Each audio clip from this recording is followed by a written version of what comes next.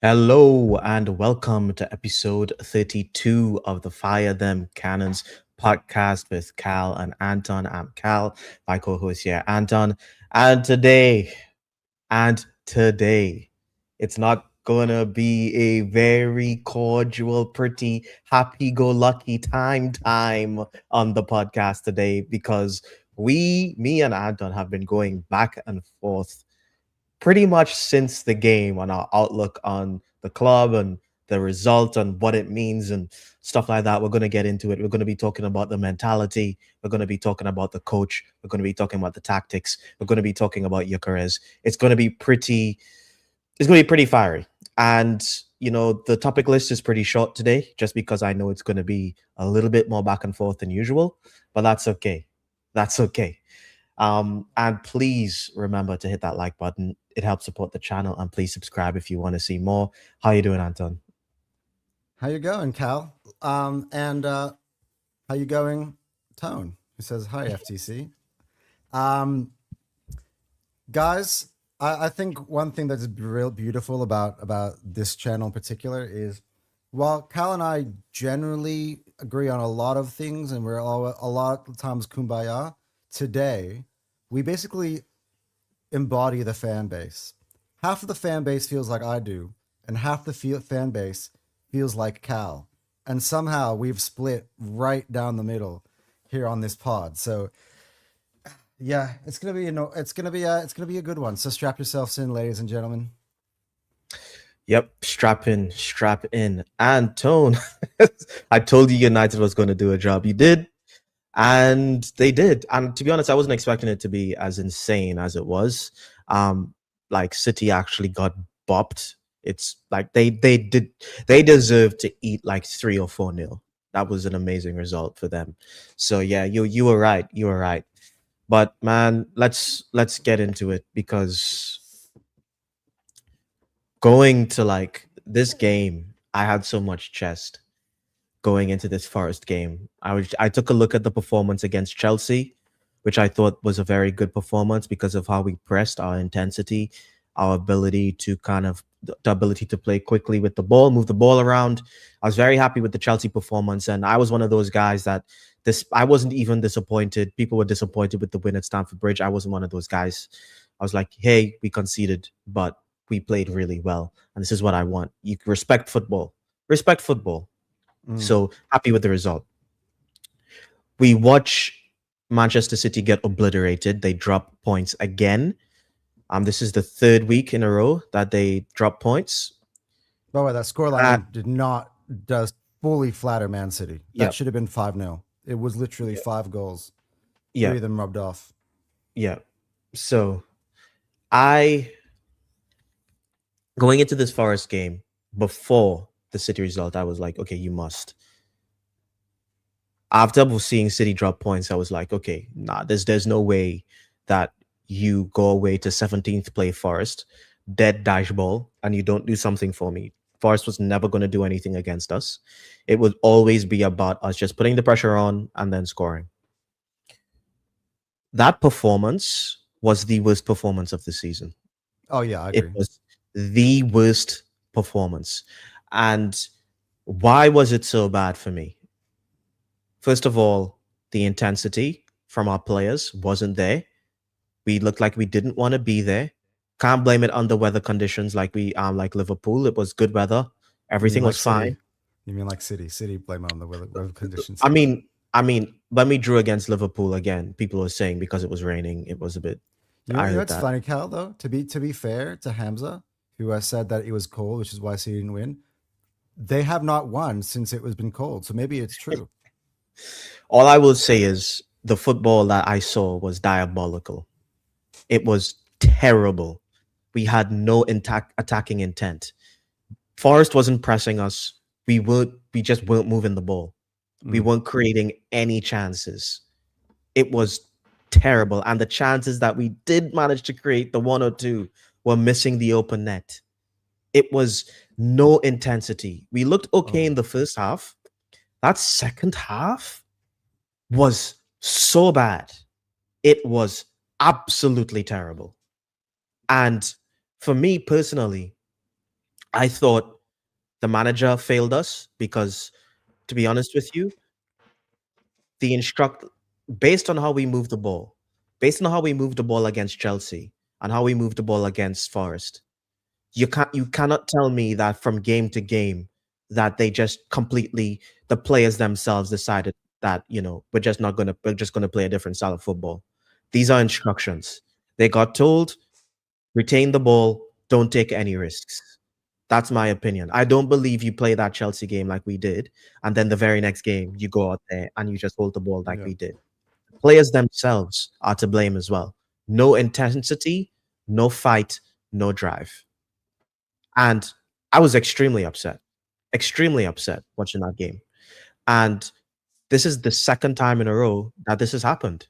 I don't think it's a coincidence that the two times that City dropped points are the two times we dropped points. That's my little bit of a rant before we get into the thick of it. But Anton, your opinion of the game? Okay, so I think the part of the show that we are going to agree on is we're talking about this performance. The Liverpool performance, I defended the second half tactics. I have no defense for this. Now, I have context. I have reasons why I believe this were to happen. I have things that I've thought about in after the game finished, but maybe it's just more me trying to come up with reasons for it rather than just admitting that it was shit, which it was. And the moment for me in the game actually that summarized this whole game was not the Martinelli miss or the Gyökeres miss. It was in the second half. Saliba plays a ball across to Gabriel that rolls across the ground so slow that the Nottingham Forest player almost picks it up and goes the other way. It was literally just sitting in the middle of the pitch. You know what I'm talking about, Cal? That Yeah. pass? Yeah. That is stuck in my head for me. And whenever you see that, you know that the effort level of your team But is how many low. how The many ball's how not getting many zipped across passes the pitch. how many passes that we saw that literally just ran out of play and players just weren't trying No. to save It it. was disjointed. It was a terrible performance. I could rip a ton of players, including Victor. All right, he doesn't keep. I mean, for me, you had that thing down rather than chest it down. Give yourself an extra 5 yards. And where's that pace? Where's that one-on-one Sporting Lisbon? That was there for you. I have no excuses for you in that moment. That is Sporting Lisbon. That's the exact description of a chance that I want you to have.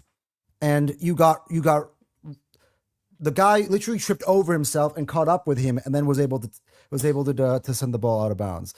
But Odegaard, Odegaard today was not today. I always say today because I feel like it's the match reaction. In this game was woeful, absolute shit horse. Zubimendi was woeful. Declan Rice, as much as he wants to yell and say for fuck's sake, he was shit. The whole midfield just looked leggy and tired, and there was nothing in no direction. Like it was like a Twilight Zone. I'm like, where are you guys going? Are you guys all drunk? That's the way I kind of felt like to me. Like they literally were all drunk. Like it's like they weren't able to look straight. It was absolutely shocking the way that we played this football game. Like I can't disagree with your take on the game. Now, in terms of the context of the season, we'll get into that. But this performance was dog shit. And it was our worst, not even by a little bit, but by a mile. It was like we were sleepwalking this game. It's like we didn't even care. Now, Yep. Our ball retention was absolutely awful. Now, this is kind of the context that I'm thinking about, though, because he made what, 2 changes to the team, which were out wide. The thing is that the midfield being unchanged for me 48 hours after Chelsea was probably the reason why it was leggy. I do think that we are going all 4 competitions. I think we're going for all 4 competitions. And in doing so, he felt, okay, City lost. If I grab myself 1, I can get away with starting Noni and starting with Martinelli if that means I can rest Saka, because I think there's a little bit of this Wait a analytics second. in here. Wait a What? second. You think he went in wanting to draw the game? Not draw the game. I don't think he wanted to draw the game. I think he thought that he could get away with winning 1 or 2-0 slightly. Like for me, Mikel Arteta, I'm probably thinking, hey, Martinelli's shot goes in, we win 1-0, we get the same result as if we smashed them 5-0 in terms of the points on the table. I think that's kind of what he thought. Now, I think that it was naive because because you're underestimating this league. As you've seen since the start of 2026, all of the big teams have struggled against the smaller teams. Like most teams, I think, if not all of the big 6 clubs, and have dropped points since the start of the year, multiple times, not just once, multiple times. So to know that this is a team that's fighting relegation, who's going to be desperate, they're going to be at home. I think that he did underestimate them, but I can understand why he did that. And for the rest of the players who did play from the previous game, you can tell the effort was not there, because I feel like it was such quick of a turnaround from the Chelsea game where they gave it all. I think the fact that it was a close game, like a 3-2 game to the end, did take kind of like a little bit more effort in that game than that they would have wanted.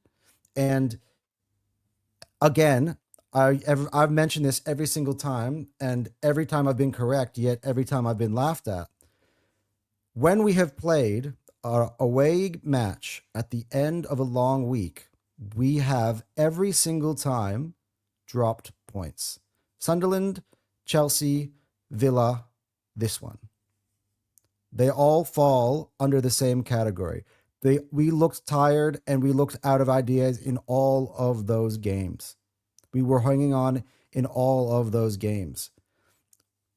Mental fatigue as well as physical fatigue comes into play, which is why, bro, if we have mental and physical fatigue at this point, we're cooked. We're cooked, bro. Wait. That, like, listen to me. It's not a permanent mental fatigue. We literally played 48 hours following the back of 2 away games in 2 cups, 48 hours after a semi-final. First of all, I'm not. I think they'll be fine for Manchester United. Portsmouth, fully rotated squad. 100. We rotated everyone. Yeah, So they played. Chelsea was 48 hours before the kick off this game. You just said. Wait. We live streamed on a Thursday. And the game was on a Saturday.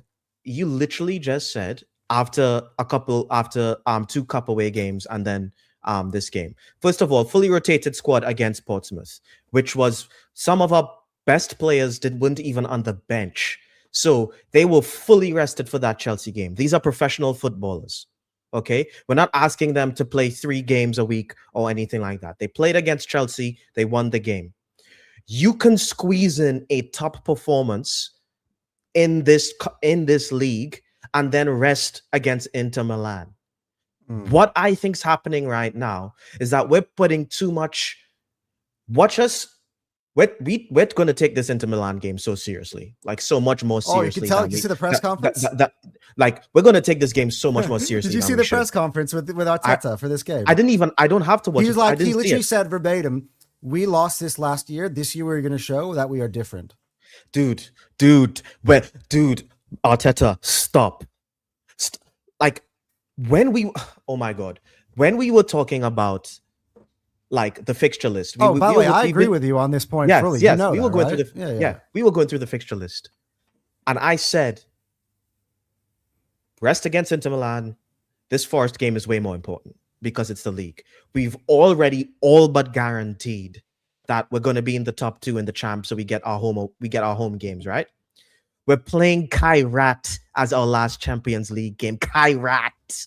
Okay, we're gonna beat those guys. It doesn't matter. Win the same place as Borat. Win, lose, draw. This game doesn't matter, dude. Why are you playing Martinelli against the low block? Why? That part. Why? Look, again, I think we could go in. I think we should go into the deep analysis of where Arteta fucked up, because I think we agree in this game Arteta fucked up.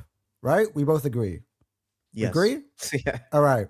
See. The debate is going to come on to the next part of this, where we branch out moving forward. But before we move forward, I think we're on the same page. Yeah. Yeah, It yeah. was Before we shit. move forward, we have a bunch of comments here. I just don't want to Yeah. disrespect the guys down here. Tone said, "Oh yeah, we said your ball attention is atrocious." Tone also says, "We need a hero, but everyone's equally trash." Dude, this is the Tone. problem. Arteta rest plays in the wrong games. Yep, we've been talking about that. Nate says we played poor, but had 2 to 3 big chances and should have had a pen. Not the end of the world, guys. Let's not overreact.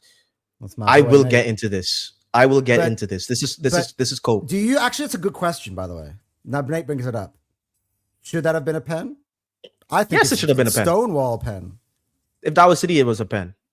But Can I ask you a question, Cal? Real Yeah. question. If we're given that pen and we take it and we score, we go 1-0, right? Saka's on the pitch, that thing's going in, right? Are you this upset because we're 9 points clear? No, I wouldn't be upset because we didn't drop the point because we got the point. But the fact is, but the performance would still be just as shit. Yes, saying? I'd still be upset with the performance. But in things that you win, it doesn't matter. Just win. That's where we're at, because we're gonna get decisions like this. Like, we're going to get robbed by the refs. Yeah, well, that's always been my thing about refs. Is like the refs in England are shit. Don't put them in a position to decide the game. That's always been my stance. Yeah, on you refs. just and that happened so early as well. Like, the performance was terrible, and that handball, it wasn't something that we did. It's not like our players dribbled someone and then someone got fouled. He literally handballed the ball in the box for no reason, like unprovoked. So that's why I'm not like stressing about that penalty, because it's like, it's not like Madueke got like a crunching tackle in the box and or something like that. That didn't happen. It was a dead game. I agree. We only need to beat Kairat. Yeah, I 100% agree with that. Result, performance at this point, yes, especially in this league. Like, we just have to win. We got neither. 100%.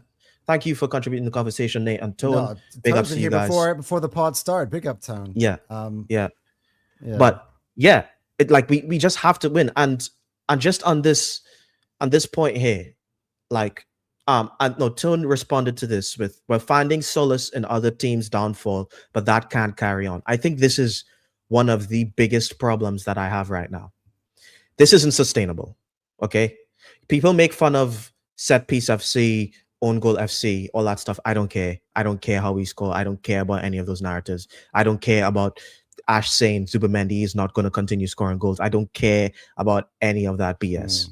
What can't happen is that we are dropping points under pressure back to back. We can't continue to do that. We just can't. We can't fold. See, we can't what fold I would like argue this. though is that we are in such a comfortable position right now that it doesn't matter. I actually think I actually have seen this Man City team. They're dead. They're not coming back. The lead is only going to get bigger, but it's not going to get smaller. It actually will not. Gunner's therapy in the building. Smash the likes, people. Is what. Big ups to you, Gun. Yeah. Dude, okay. Well, now we know exactly which one it is. It's Dan. Dude, realist for a reason, people. Realist Gunner for a reason. No, dude. Look, you wanna get into this part because I've got. It's not. It's not comfortable. All right. It's not. You know what? I want to send. How Dan, many are games? you able to come on? Because I will send you the link. Because I don't care if you guys double team me. I will still smash both of you. How many? Dude. Not comfortable, bro. It was 16 games left. Less of a point gap last week. Dude, okay. Can I ask you a question? We don't have. It's not 5 games left in the league. It's serious not 5 question. games left. Serious question. If they would have won and we would have won, it'd been 6 points.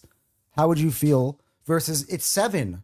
It's a bigger lead than that. We could have won. It'd have been a less lead. If they won and we won, I would feel more confident because we are winning. Dan, we are in control. Dan, this is what you don't understand. They had games in hand. The 8-point lead. It's not an 8-point lead. You're using facts. Yeah, that work towards your argument, but that was an 8-point. That was a 5-point. That was a 5-point league. They had a game in hand, which they won. Yeah, but Dan, it's a 7-point lead. That's my thing. I would much rather this. City get absolutely destroyed by Manchester United, look absolutely like they are dead out on their feet, look like they are lifeless, like they've been knocked out of the fight, rather than they, let's say, smash United 4-0 and then we beat Forest 2-0 or 3-0. That means that'd be more like, oh wow, City are back. City are not coming back, boys. This Man City, this is what I'm trying to say to you guys. I understand the PTSD, but this It's not Man PTSD. City, this Man City's not coming for us. We would have to lose 3 straight games. We would have to be really shit. No, yes, we we didn't. do. Yes, we would. Do we have 3 games? I'm not, dude. You say that every time. Do we have 3 games left in the league? 16, but we're not going to drop. Let's say okay. Do you think okay, City's winning forever? Do you think they're going to go undefeated from now to the end of the year? They don't have to. Are we going to go undefeated for the rest of the year? But the thing is, we have a 7-point gap, so we don't have to. Dude, we drop points like once or twice, and they're just in this. They're in this. But they're bitch. not. They're not though, because they've dropped 4 points. You're worried about back to back. They've doubled that with a loss. So you this is the thing, right? You just don't respect the fact that they can literally go on a They run. can't. Nobody in this league can. We can't. This January should show you everybody is dropping points. This league is tough. Burnley went to Anfield and got a draw. Wolves went to play Newcastle, got a draw. All right. Tottenham lost to West Ham. And we didn't we drew with Forest. This league is not, you can't go on a run. This is a harder league than it was before. This isn't the Centurions or they're like, you can't do that right now in this league. You just can't. They can. It's 7-point right now for me. They cannot. They don't have it. They do not have it. If either of us are doing it, we are doing it. It's not going to be them. Dude, like you literally cannot sit here and tell me after they signed Semenyo and Gurhi, they fixed some of their problems, that it's not like it's outside the realm of possibility that they find form. That's so easy for them to do. That is so easy for them to actually just go out there and find form. It's not like we dropped points against a top 6 team or something. It was Forest. This was our opportunity to get some points back, but we didn't do it. This is our biggest lead of the season. We're at 7. I get it. First of all, okay. Would have I preferred 9 over 7? Of course. But there's a huge difference between 6 and 7 in terms of the points in the league. They would need us to drop points 3 to 4 times now. Either 3 defeats or 4 draws. With them being perfect. Do many times so far this season, we have lost twice. So you think that's going to happen 3 times? Nate says their midfield isn't fixed, their right back isn't fixed. I'm going to say something. And their defense is absolutely shocking, and Gay's not fixing it. It's a systematic problem. It's got nothing to do with personnel. One thing I noticed about this game, it does not have anything to do with personnel. Their midfield is getting ripped through. Rodri, they haven't won since Rodri's been there. He is done, man. He is not Rodri. He looks like Rodri. He sounds like Rodri, but he is broken. All Pep needs to do is literally just play Cherky, Reinders, and Rodri in the midfield instead of forcing Bernardo Silva, and he would literally just win all his games. See, I don't agree with that. He would. Because, first of all, Cherky and Bernardo Silva, that's not your issue. Their issue is literally watch Rodri play. Rodri doesn't have the pace anymore. Rodri can't do what he used to do. He doesn't have the strength. He loses the duels. Reinders loses the duels, and they literally lacked pace. Manchester United's midfield, who's been absolutely fucking shit the whole year, ran up and down, and literally were having fun with Man City's midfield and their defense. That's such a bad sample size. They are dead. They are dead. They will win games, but they do not have enough to push us. They're dead, but we're not killing them. That's my problem. We have one shot we need to kill them. One shot. Dude, we're not kill. That's my problem is we're not killing them. We're not killing them. They've dropped so much points. and we're not capitalizing. So We're it giving was once a they're giving us the 2-point lead, and lead. now it's a 7-point lead. Like, if I would agree with you, if we were 2-point still lead. like Well, we it was were, never a 2-point lead. yes, it was in December and beginning of this year, before they went to before we played Villa. It was 2 points, right? Was Throughout it 2 points? I all thought it was of more than that. December, yeah, right. They were breathing down our neck. In that scenario, yeah, I would also be freaking out. But we grew the lead from 6 to 7. As Thierry, the greatest player in the history of our football club, Thierry Henry said, and he has won titles. 7 points in January is a good lead. And the league this year I has have been no problem tough. with the lead. No I have one's no going problem on with a the run. lead. 7 points this year is stronger than 7 points in previous years because City are going to drop points. Terry said it as well, right? He said he actually thinks that Arsenal, we need to look at it a different way. Instead of worrying about Man City, we just need to have a kind of a countdown. All right, we need about 9 wins probably to win the league. 8 wins, 7, 6, because they're never gonna catch up. It's a countdown. Dude, It's an inevitability and this that is we're winning the Premier and League. this is the thing. And this is the thing.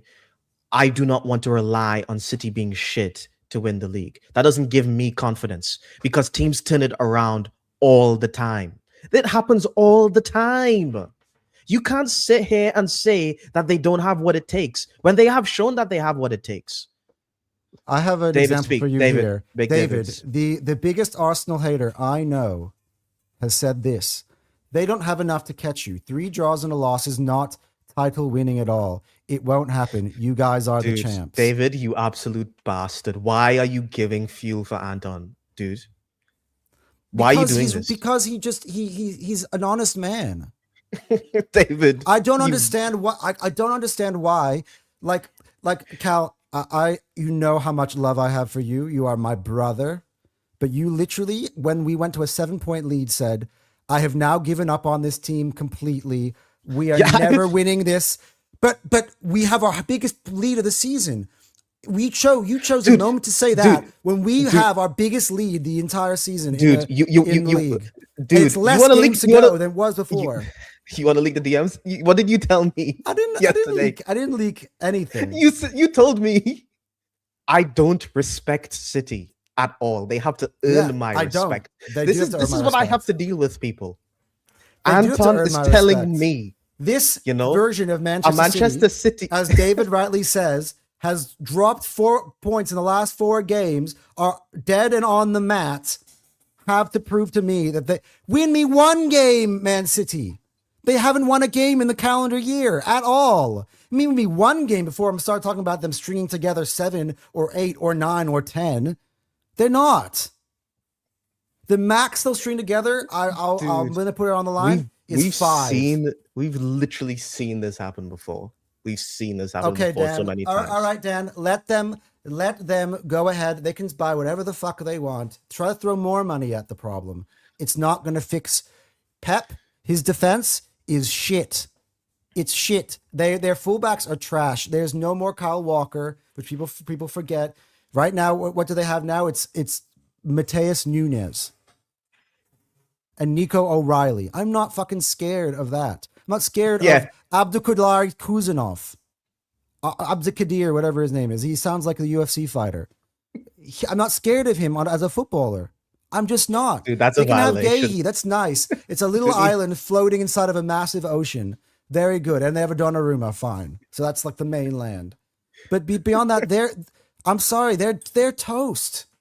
They're toast. You can see they're toast. And if you thought us drawing with Liverpool would give them life, it clearly didn't, because Man United, David's Man United, who just sacked Ruben Amorim, absolutely destroyed Manchester City.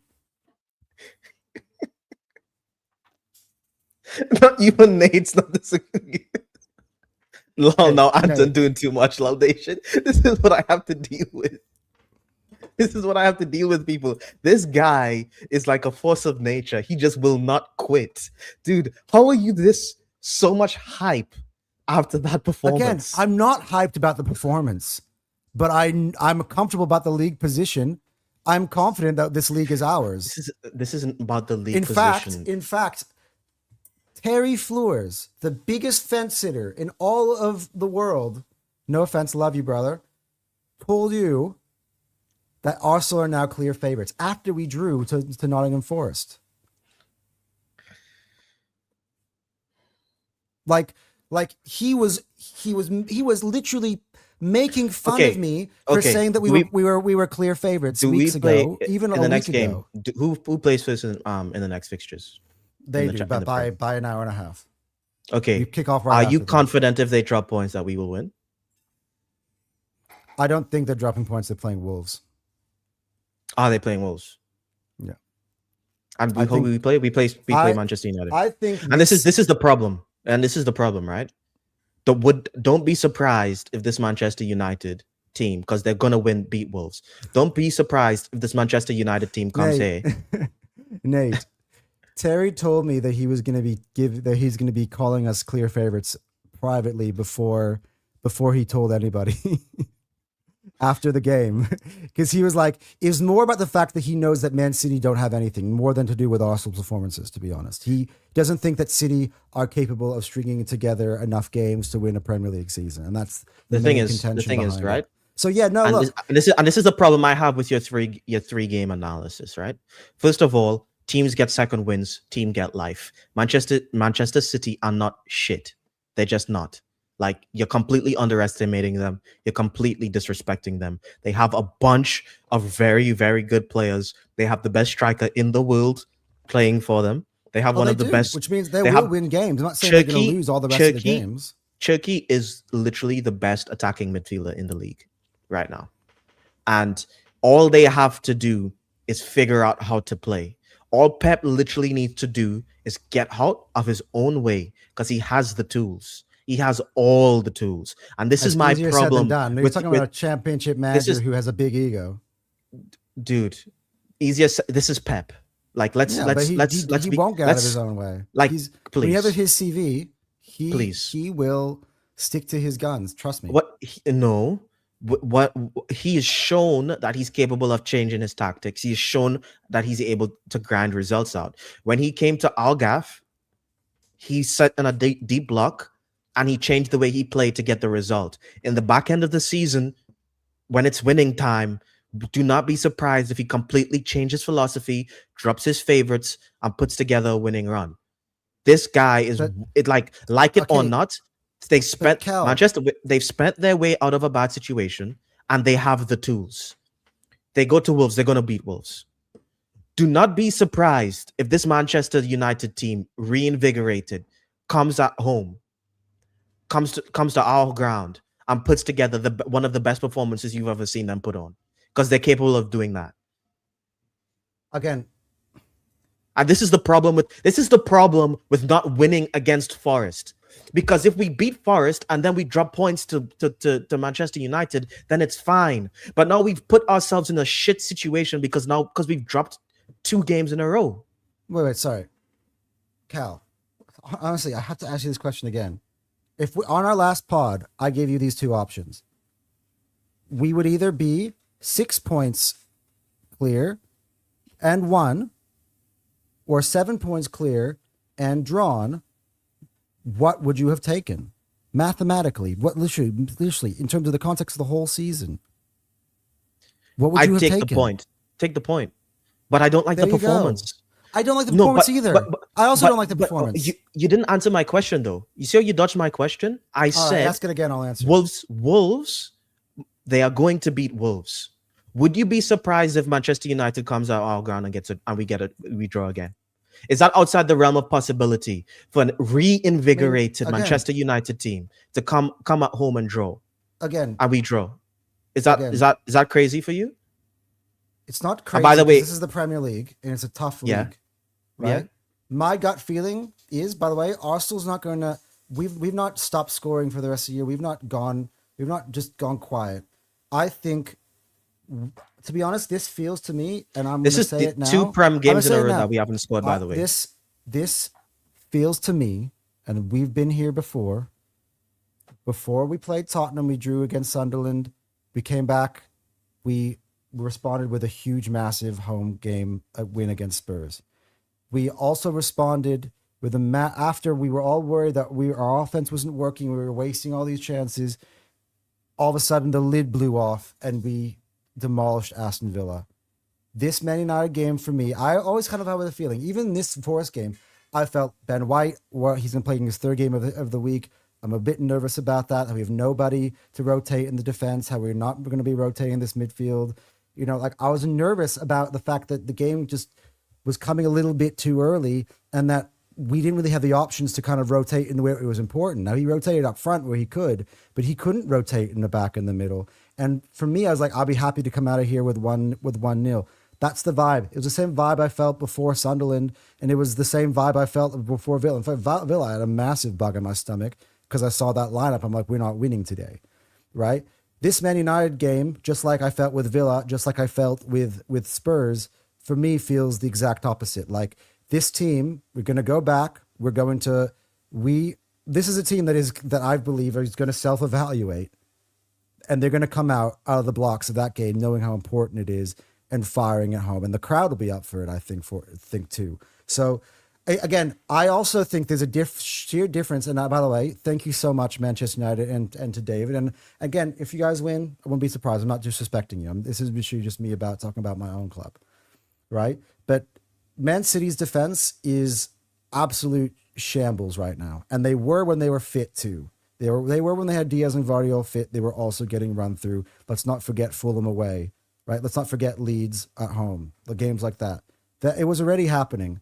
Now, Gahey or no Gahey, especially in this one with Max Lane starting, that defense was awful. Of course, Man United. I said before the game that Man United could get fruitful on the attack. Remember we said that in our we did say that. I did say Manchester United right? could get. But Arsenal's defense has got the two best center backs in the league.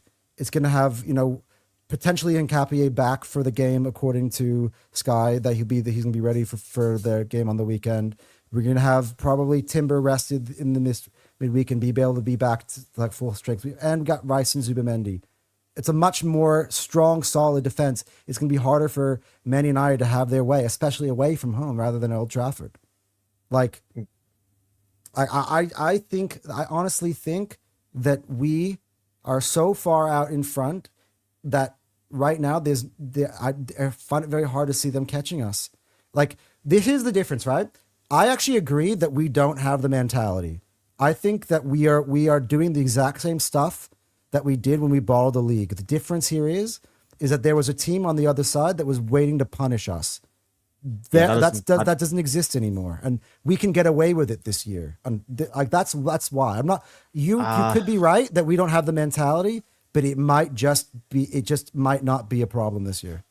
We might just get it anyway. That doesn't fill me with any confidence. Thank you. You guys have been doing a lot of comments today. Thank you so much.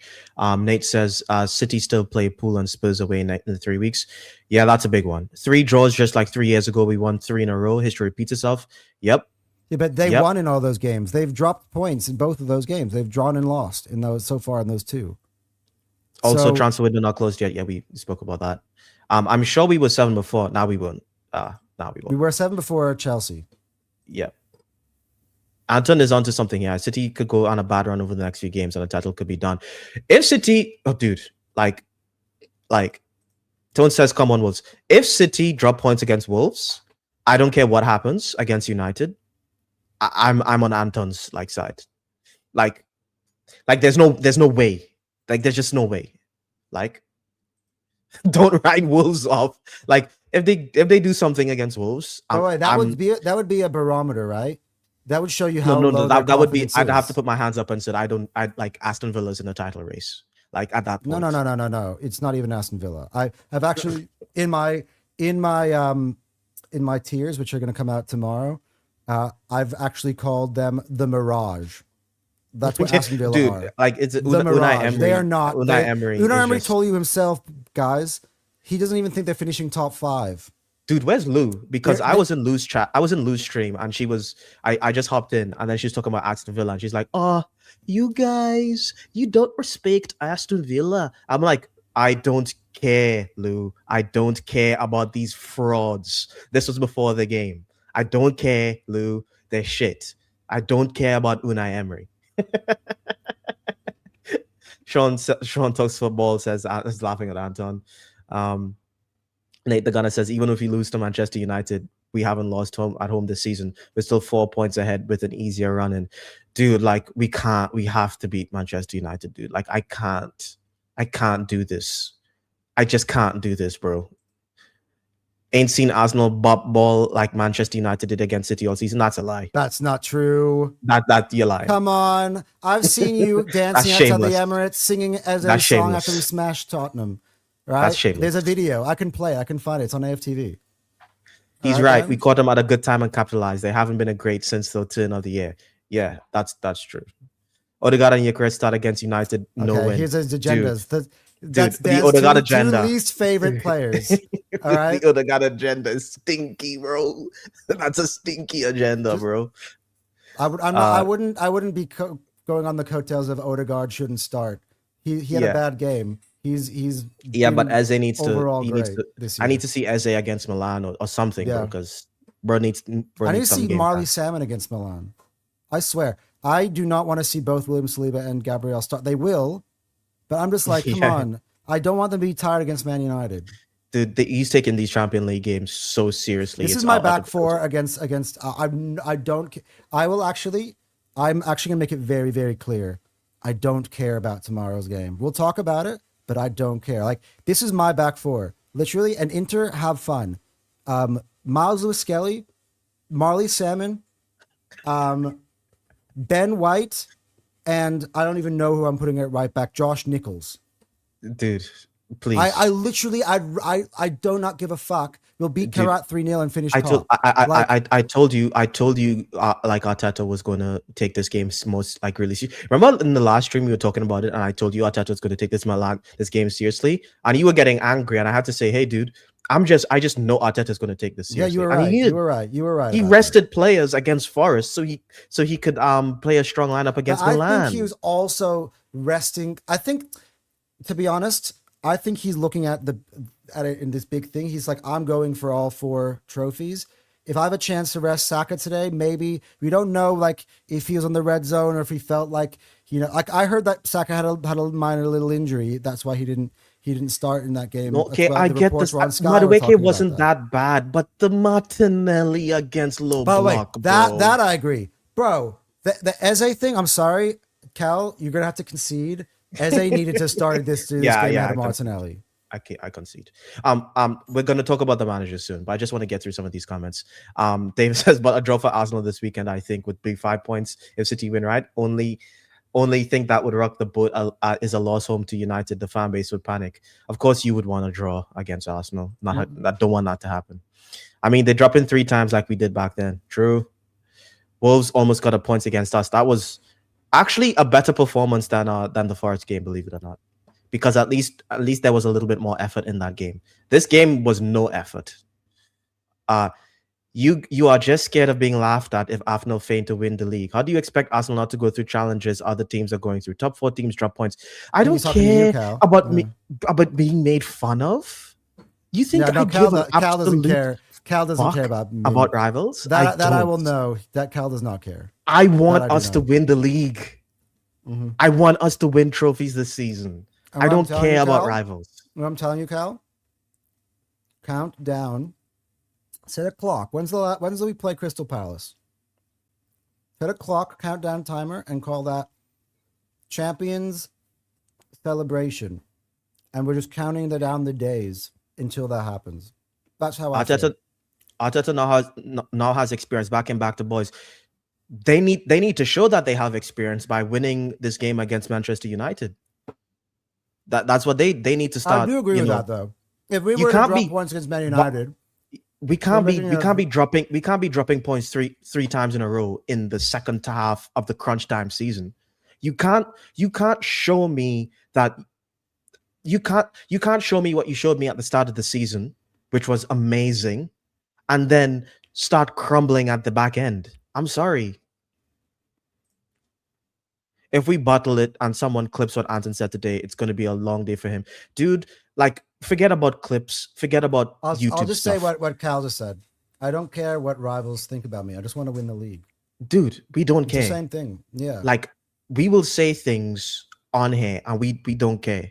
Like, we don't care about what rival says. We don't care about getting clipped. We just want to win. Nate, I gotta tell you something about you two, right? And Cal will completely agree with me. When you're behind a mic as much as we do, you are gonna say stuff that are gonna be right. You're gonna say stuff that are gonna be wrong. There's always stuff to be clipped. Honestly, you talk enough, that's just gonna happen, and you have to live with it. And Nichols, Curtis. Yeah, Curtis was. I was reading him. That's why I wrote Nick. I was thinking about a right back, and then I saw his comment, and I was like, oh yeah, Nichols. Eugene. Yes, but let's like take a step back. We literally could lose we could forfeit this Milan game, win against Kairat, and then just still be in the top 2. We'd still be first. We'd be first still. Like, this Inter Milan game actually doesn't matter in the grand scheme of things. It really doesn't. Mikel wants to seal as bad as I do. Yeah, but the thing is that we will. That's the knockout rounds. We're just playing group games. We're basically playing this thing out. We're running the clock out on these games now. Yeah. So I think it's a different thing. We've already done the hard work in the UCL, and big ups to him. But like, we've done the work. Like, we shouldn't be throwing Prem games, like not getting points on the board to play UCL games, and we're already pretty much through with the advantage. I'll trade all for the. Again, the UCL for me doesn't start until late February or March when we play the knockout. By the way, Cal, I did think about this, though. We are going to have an advantage.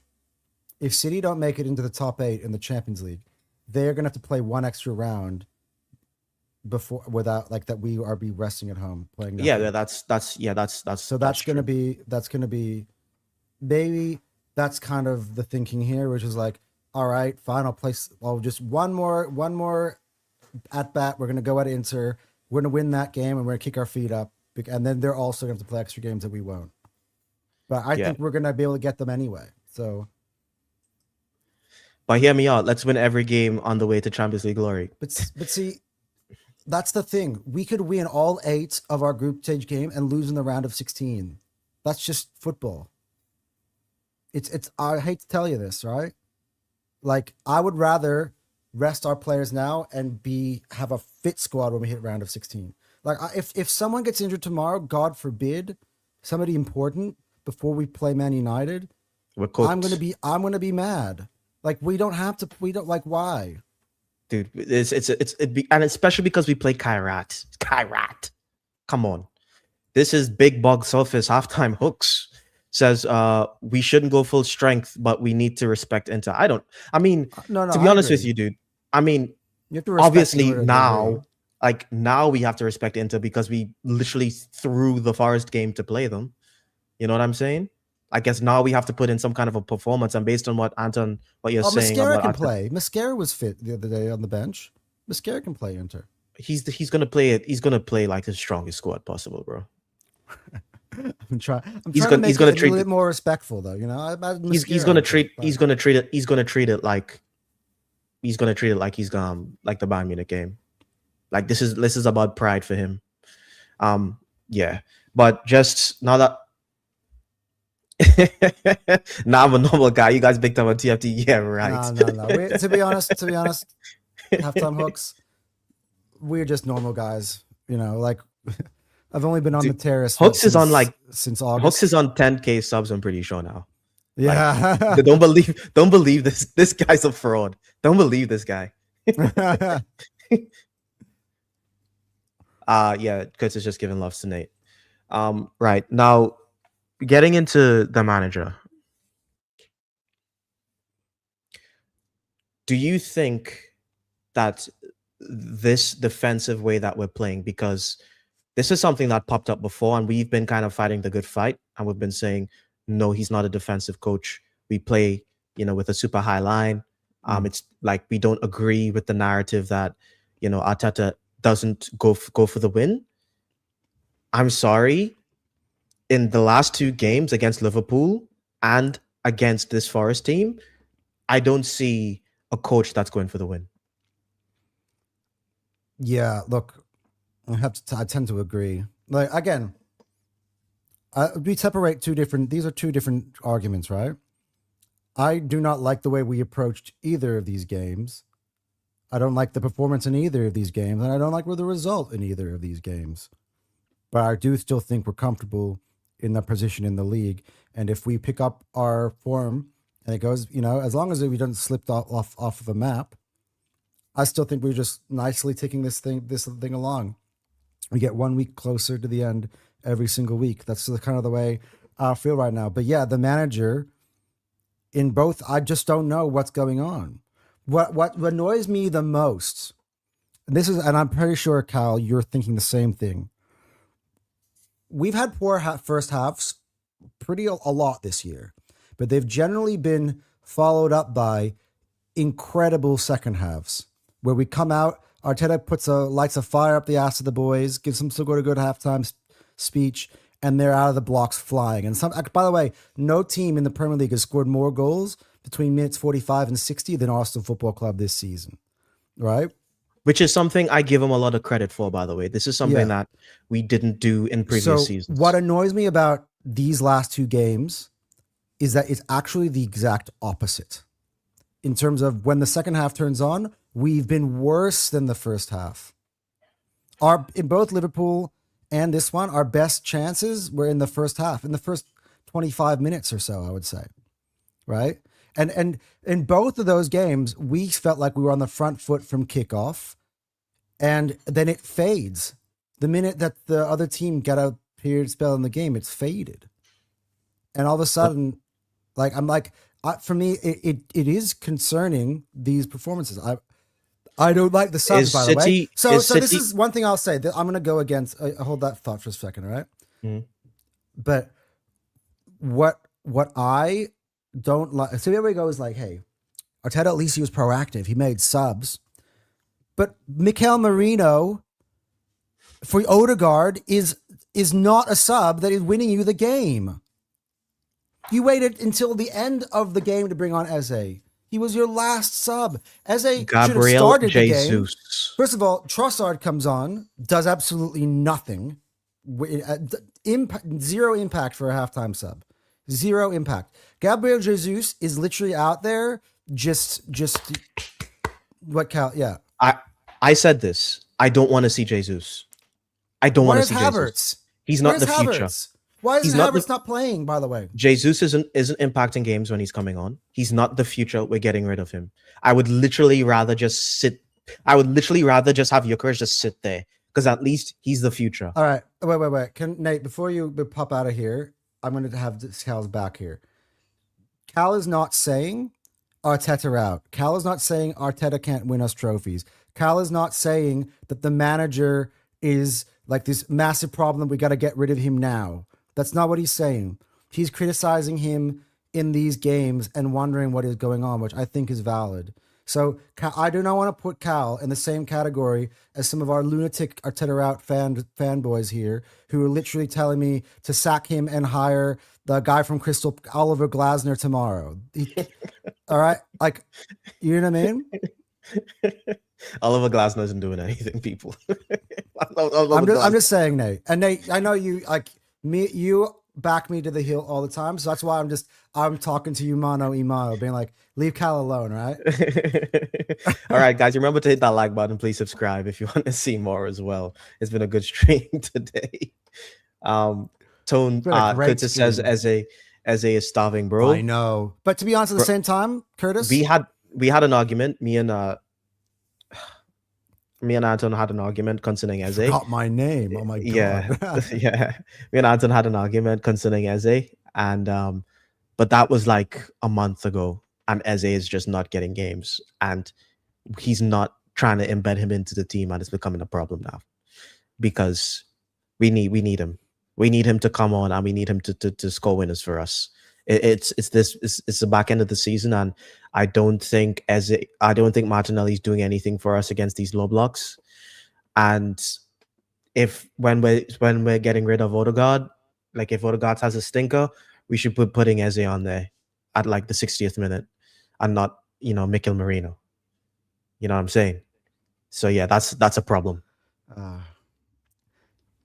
Arteta was desperate for Havertz to get minutes versus Chelsea, but no minutes yeah, versus Forest. for me, I don't get I it. And wanted he to looked see Havertz great. play against Forest. He looked great. Okay, this is the issue for me, right? And I see you, Dan. I've seen you've commented about my man. I wanted Gyökeres off in this game because I felt he wasn't Yeah, he wasn't impacting doing the anything. game. But not for Gabriel Jesus. Not for Gabriel Jesus. Not for Jesus. It's like, I'm so sorry. for me, like, I'm like, let's see. Like, Kai Havertz came on against Portsmouth, and he started to make an impact of the game. He was making through balls, he was looking lively. Why can't you inject that type of life into this game? And we need just a singular goal. And he played him against Chelsea, which was a pretty important game as well. But he played him in the 10. By the way, he's played him in the 10 in both games. So I'm starting to wonder if Arteta actually sees him as a striker this year. Dude, like, because he's yet to play up front. We don't need to do this again. Let's have a serious talk about this, right? I'm sorry. Like, in both his appearance, where has he played? If you think I'm angry now, if we start losing games because he tries to put Kai Havertz back in this midfield, I'm literally going to break all my equipment. I wouldn't be able to stream anymore. Kai's has to be ready for 60 minutes. I would start Kai against Inter. Yeah, I want to see you. I want to see you, man. This game for me is a training session. Can you please? I gotta see him. I need to see him. Lol, I know just where thing happened here. Yeah, well, you start questioning the manager, things get pretty dark. I wouldn't be listening to you guys if I thought you were Arteta's. Yeah, I know. Look, to be honest, when you're writing in a chat, chat, it's hard to know editor tone, right? That's why I love getting on these pods. Like we'll have debates via WhatsApp, whatever, and we're not really as clearly articulating our points, and it starts to get a little bit more vile when you actually talk it out on screen. Yeah, that's when you know what I mean.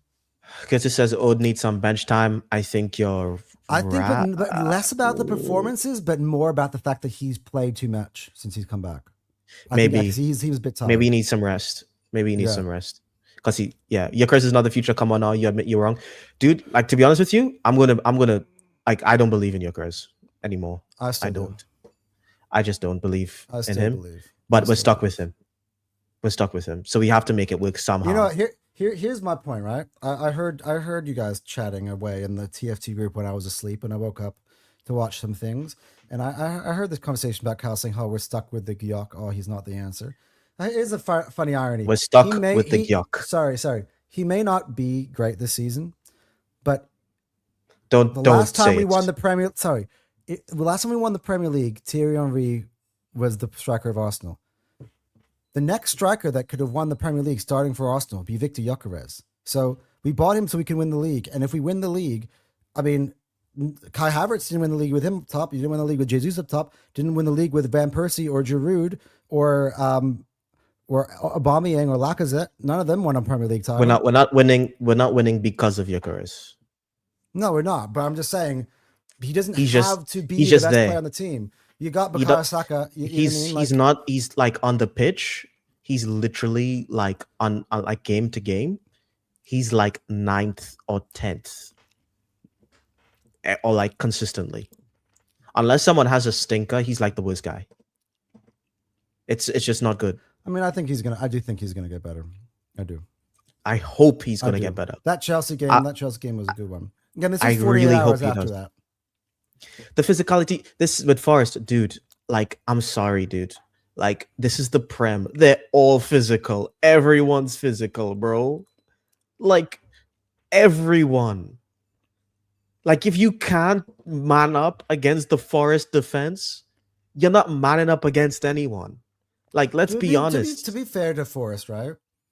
They are playing in Europe. Like, they were a really great team last year. They've had a poor season.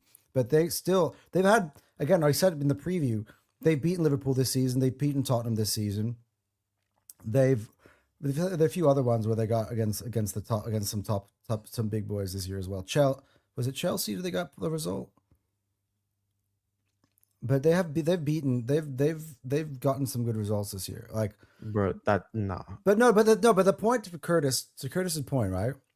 When you mix the fact that we had 48 hours rest and we basically only made 2 changes, It's Bro, harder to deal with the physicality. you're not pulling this again. You're not pulling this one again, bro. It's not like he's been batting up people all season, and this time he's just tired. He's doing this all season, fresh or not fresh. Fresh or not fresh, he's not beating anyone for pace, and he's not like out muscling anyone. Like I've had enough. What were you talking about? Are you talking about Gyökeres, or are you talking about the team? I think you're talking about the team. I think we were talking about Gyökeres. I think we were talking about the team. I thought that's what he meant, the physicality with Forest. I think he was talking about Gyökeres as well. By the way, I already dug Gyökeres out for that one-on-one. Did I not?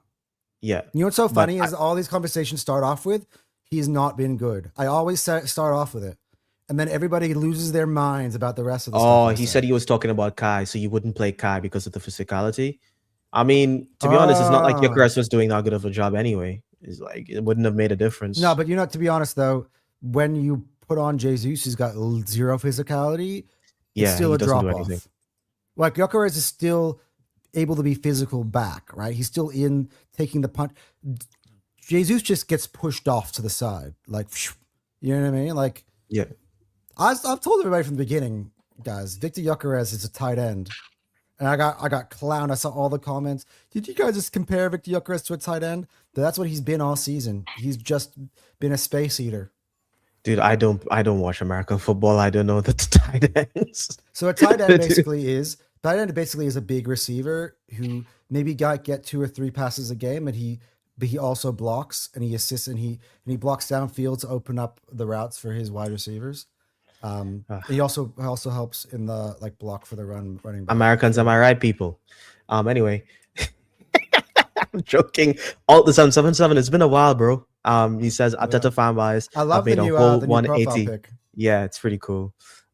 Made a whole 180 on their respect for TT. A few months ago, they hated TT for asking Arteta to win a trophy. Now they respect him. Dude, the Arteta inners are just as bad as the outers, bro. Like these guys are insane. Oh, yeah. They would literally talk shit about our greatest legends. They literally wanted to put Tony Adams' head on a pike just because he said he didn't think Odegaard was a strong captain, which he hasn't proven yet. So yeah, like these guys, as soon as you say something against the status quo, like you say something, as soon as a legend says anything negative about the club, they will attack him.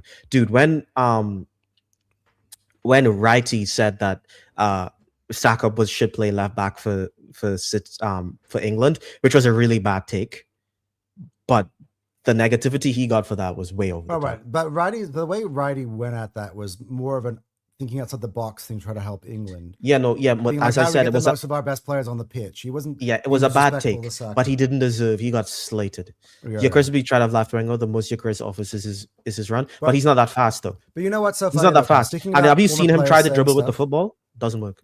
You know what's so funny about poor players saying stuff? There's also a camp of players, of fans, right? The very same fans who I've been arguing with all week about 7 points is a good lead, right? And then they're telling me how, whatever, tough stuff that you've been saying, right? Yep. The minute Thierry Henry says it, oh yeah, you know what? 7 points is a good lead. I'm like, fuck you. Because I say it, I'm deluded, but Thierry says the exact same thing, and he's right. I'm sorry, Anton. You're not Thierry Henry.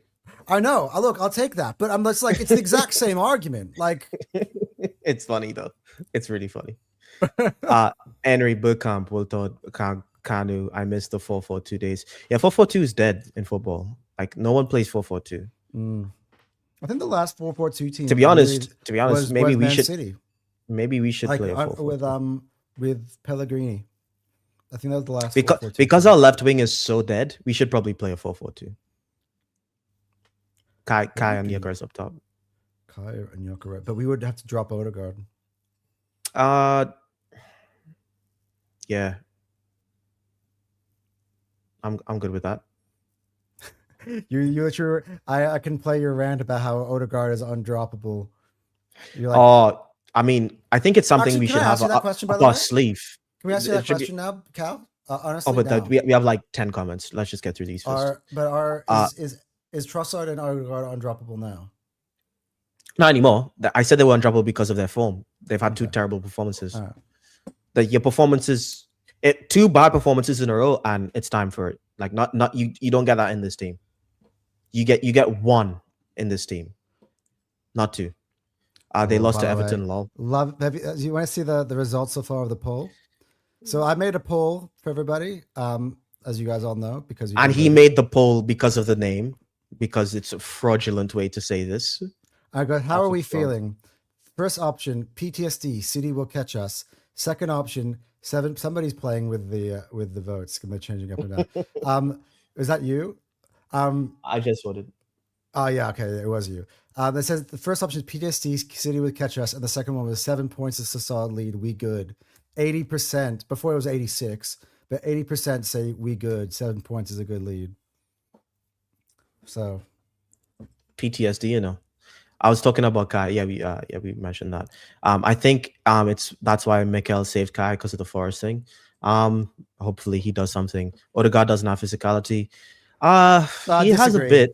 He's a great presser. I think that goes under the radar. He does have physicality. Yeah. TE. Tight end fits actually. Yeah, he's talking about tight end. Okay. Yeah. Well, Luke is just laughing. Stan Kroenke might make Super Bowl. Tight end. Stan Kroenke might make the Super Bowl. What other team does he have? He might, although Seattle's going to win. I think Seattle's going to beat them in the.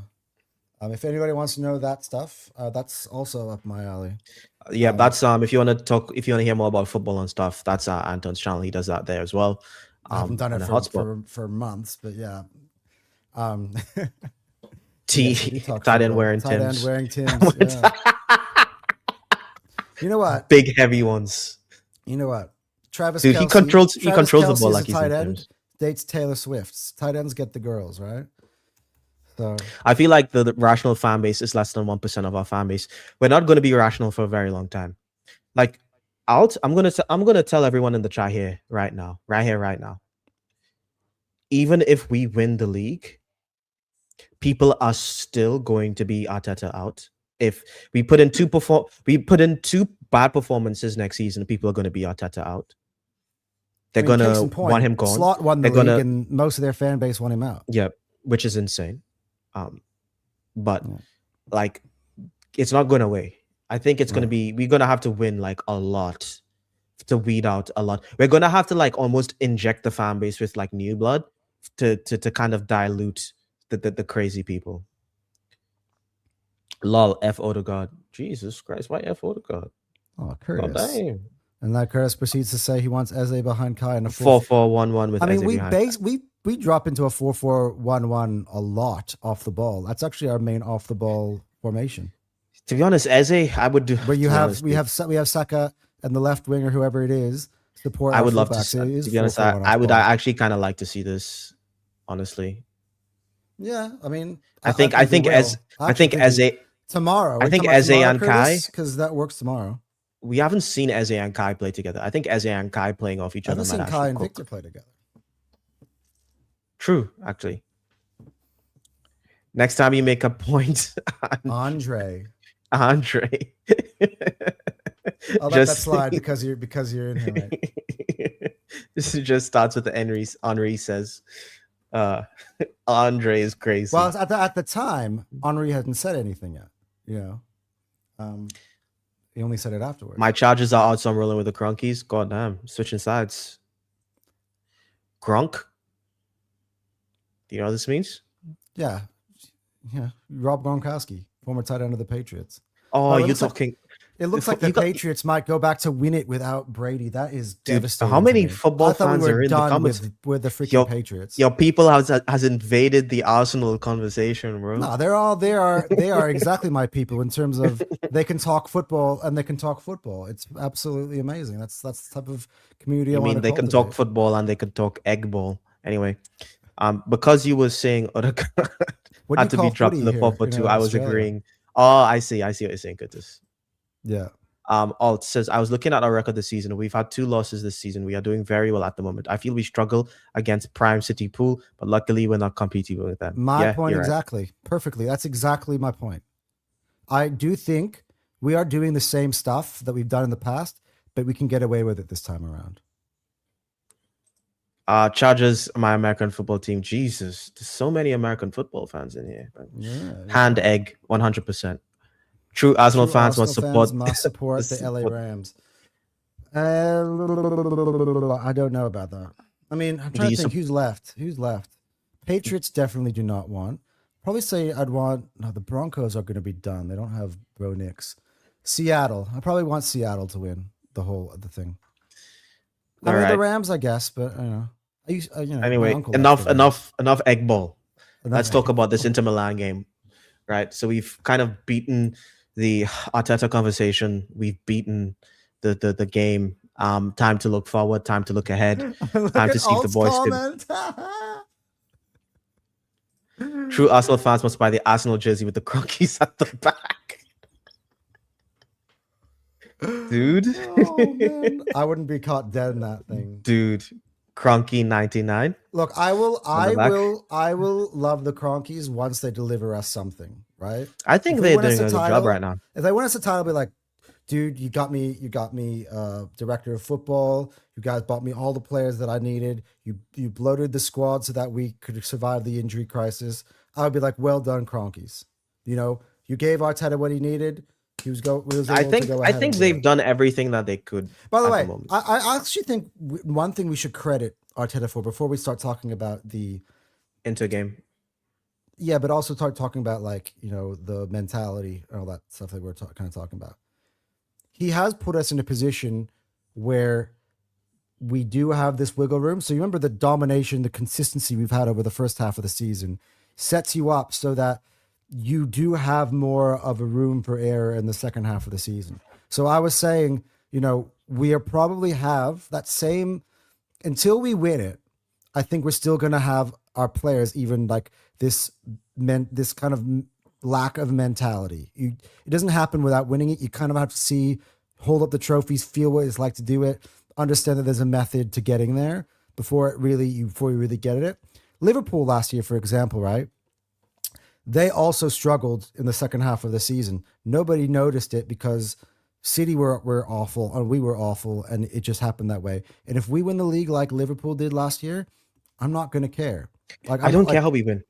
That's what I'm saying though, Cal. That's what I'm saying though, Cal.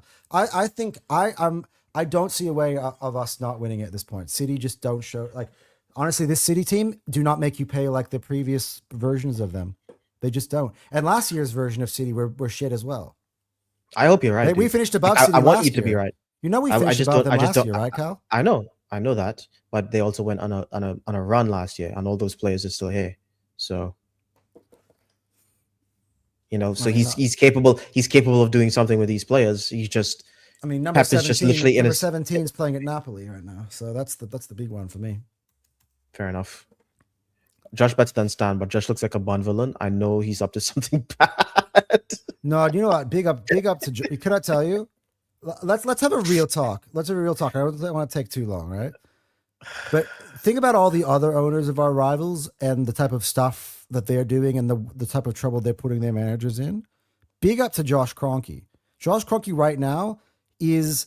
I mean, we're talking about City. I guess City as well, but he is the example of how you support your manager. All the rest of them, Chelsea, enough said. Yeah, Man United, the second the manager's enough said. just Tottenham, enough said. How many other ones? Newcastle, enough said. I mean, we laugh. The model, our model is pretty good, to be honest. Yeah, we have a very good model because, like, based on everything else I'm seeing. I mean, everyone is making fun of Arteta, but at the end of the day, he still has a job and he's at top of the league, and all their clubs are, turning themselves into Brighton FC, going through the manager merry-go-round protests. So it's I think our model is better. If we don't win the league this season, it's not on the ownership. He was backed 100%. They didn't buy Isaac though. Okay. How is that working out? Nate. Yeah, firstly, how is that working out? Has got one goal all season, maybe two. Secondly, though, they spent how much did they spend? 100, 104, 120, 140? What was it? They spent 150, like 150 million. 130, isn't it 130? Anyway. It was close to 130. Yeah. Instead of buying one Isak, Arsenal bought Gyökeres for around 60. Then we're able to afford to buy Eze, able to afford to buy Nkappi at the back end of the window. Yep. We bought Zubimendi, we bought Madueke, we bought eight players, right? I'd rather have Gyökeres with Eze, just that.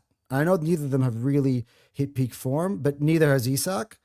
Then They've spending done all way of it more on than one Isaac. player. And the thing is, like we knew Isaac was injury prone. Like we knew he was injury prone. He gets injured like every season.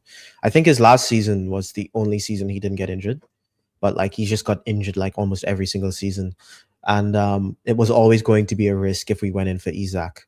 So like like the idea of Isaac works.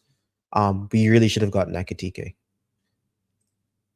in hindsight. I mean, Ekitike is more in the ballpark of the Gyökeres Yeah. in terms of fee, right? Yeah, so Yeah. that's probably a better comparison than Isak. Chivu rested a lot versus Udinese. Kivo is the manager of Inter. Oh, Rested a lot versus Udinese. Okay. I don't even know the manager or Udinese- the team. Udinese, Alexis Sanchez used to play for Udinese. Oh, Very awesome. Oh. That's who I they don't play know on the about Syria. weekend. So Kivu's the manager of Inter. He rested. Okay. He's saying the Inter's manager rested players in their previous game, which yeah, means that makes sense. Same thing Arteta's doing. Really think it's way more important to them, by the way, because they're not at the top. Josh is a fan. Yep. Marseille wants Ethan on loan. Marseille could, do one. I don't need Ethan.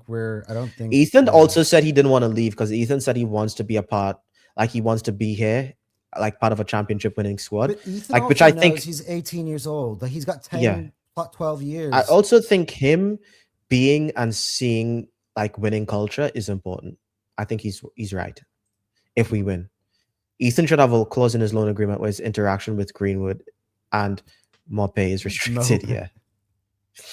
No, I don't think. Yeah. I don't think there's ins or outs from Arsenal in this January. I think we're I sticking with think the team.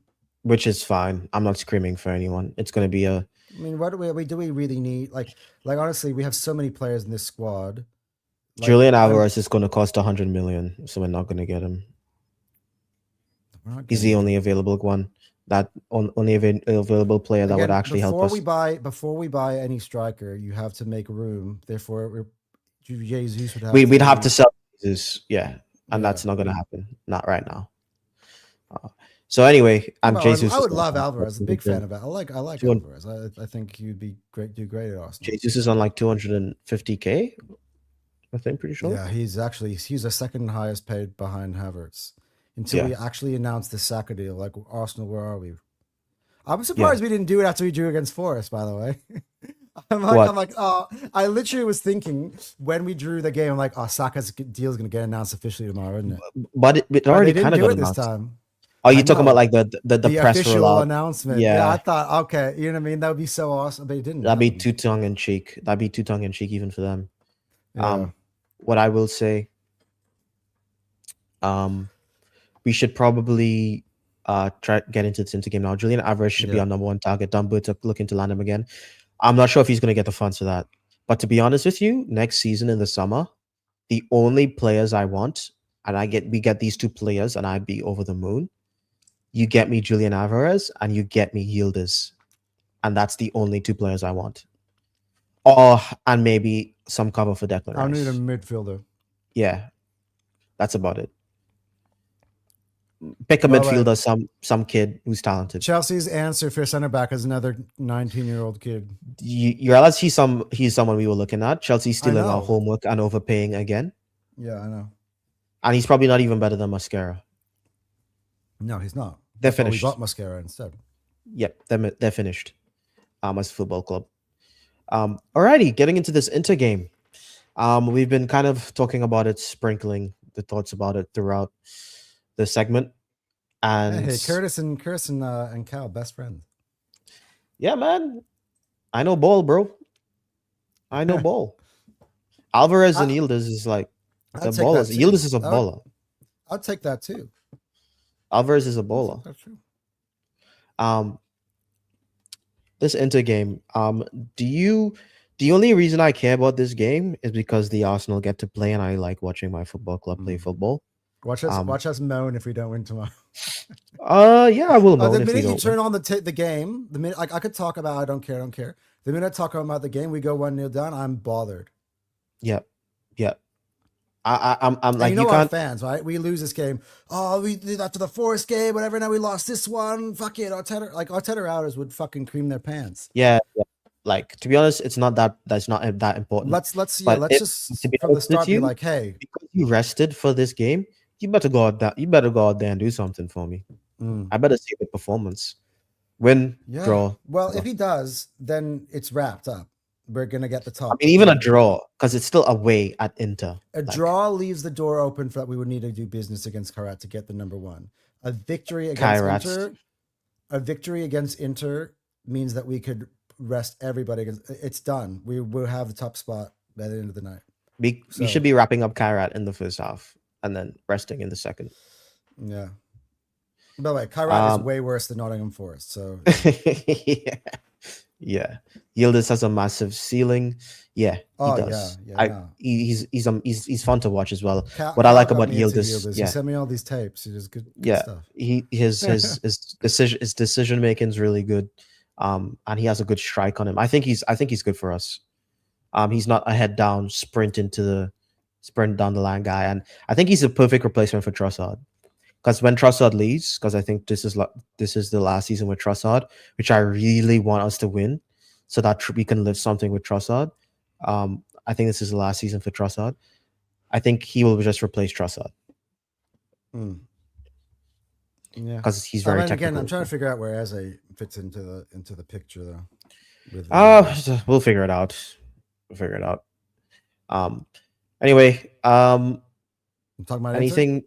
Yeah, let's talk about Inter. They're gonna go pretty hard. I don't want us to go too hard. I don't want us to get injured. You know what I'm saying? I just want to see a good performance, because like it or not, like if we drop points or like if we lose this game, it's gonna be a bad look. It's gonna be a very bad look. I guess I just said a second ago though, we need to kind of put things into like for all the people who are saying, hey, why didn't we rest players? Wait, why did we rest players for Forest for this Inter game, right? Courtesy or shameless? And what? No, for everybody who's saying, hey, I don't care about Inter, if all of a sudden we're all tomorrow losing our minds and adding it on to everything else, all the other bad results before, then I'm not willing to listen to that. Because for me, this game doesn't exist. Like if we went out there and we slept and walked through this game, as long as we're keeping our energy ready, and as long as they're ready to fucking go at Manchester United on the weekend, I don't care. I would feel more like that if we won against Forest, but not for me. Like if we won against Forest, I would be like, just throw the game. He goes, I'll take 80 for both. This is the most shameless thing I've heard today, by the way, Curtis. I'd take 80 million for my. I'd take 80 for Norgard right now. I'd even take 80 for Norgard. I'd take 80 for who else is. We're never getting Marino. 80 for Martinelli, bro. I'll take 80 for Marino right now. Give it to me. Dude, I take 100 for Marino. Oh, I don't know. I gotta. They say that's his value right now. That's not his value, bro. Martinelli is. If you're using, it depends. If you're using his age and other teams, the thing is that in the Arsenal team, he's not like that's one thing I keep saying to the Newcastle boys, and they lose their mind. It's now the 1 year anniversary of the last time Anthony Gordon has scored from open play. Yeah. So he would start for me for Newcastle. Like, fair enough. So, I think it's very bad to put a price on Martinelli after his freaking stinky performance. Oh yeah, Curtis, are you reading that stuff where we're gonna get Adagula, Vinny Jr. and they're gonna get Martinelli? Yeah, that's complete horse shit. By the way, I don't want Vinicius Jr. at this football club. He doesn't fit Arsenal. Oh, he's the most overrated football player in the world. He's so crap. Anyway, question: what if we bought Rodrigo? Would he have flopped? Do you think? No, I don't think so. I'm just wondering. It's just interesting. I don't think he side. would have flopped if Arteta actually decided to play him a lot. Mm. To be Interesting. honest with you, even I don't think if we got Eze has him, flopped. to be honest, if we went in for him next season, I wouldn't be mad. Yeah. I'd rather Wouldn't be Yildiz, mad but either. if they said we want Rodrigo instead of Yildiz, I wouldn't be upset with that. Yeah. I Wouldn't be still anyway. think Yildiz is something Anyway, special though. let's try to piece together this lineup for tomorrow because we got to get out of here. Yeah. Let's try to piece together. Let's jokes aside, what tomorrow's lineup could look like. For me, I'm not starting.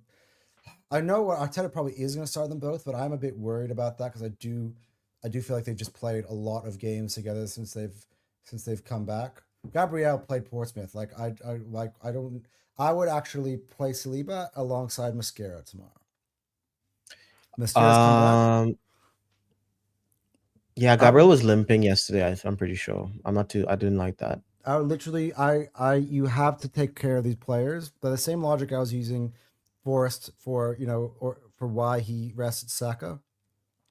I wouldn't start Gabriel.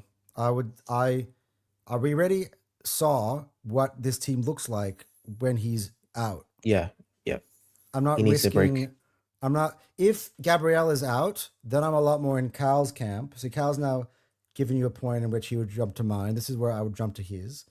If Gabriel was out again, I would jump into Cal's camp where I don't know if we could get it over the line. Yeah, it's kind of dark without him. Because that's So I would just honestly, that's one of those players where for me this game it's not worth it. That was my lineup earlier.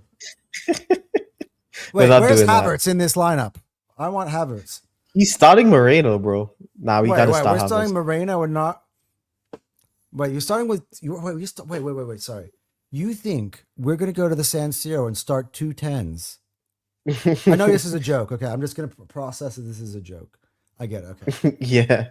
We're not doing that. We're not going to Italy and playing attacking football. You're not. It's gonna be 0-0. By the way, I'm saving that's my prediction tomorrow. It's gonna be 0-0. That's gonna. To be honest, Inter scored some crazy goals though. They're kind of mad. Like Curtis goes, my lineup, not Mikel's. All right, I'm trying to figure out Mikel's. I think it will be Gabriel and Saliba. I'm warning you. But playing a strong squad, I swear. Okay, I need Gabriel, to have some Saliba, Timber, White, Zubimendi. If we're going strong, I need to see some sort of flair. If we're going strong, I want to see something in terms of attacking intense, cutting edge, something. Because that's the other thing for me. If we didn't give a shit about this game and made it very clear we weren't giving a shit about this game, that counts us out completely from whatever we talk about in the game. There's no analysis necessary. By the way, if we do, you get what I'm saying? But if we go strong, hitting us outside the box with a shot. This will be 1-0 to Inter. No. I will never, ever predict a loss. No, never, dude. Never. I don't care about being wrong. I will never do it. Never. You can't say that right now. That's shameless. You got to be objective. No. If we become shit, you have to predict accurate results. Fine, for sure. To be honest, I've seen David do it. David just did it just now. What did he do? He was saying that he thought we were going to beat United on the. No, he said draw though. No, but he said that was like the third different thing that he said. Like when I was, he was. Max almost ready. Yeah, Max got taken out of the UCL squad for Jesus. Yeah, he can't play. All right, lineup. MLS.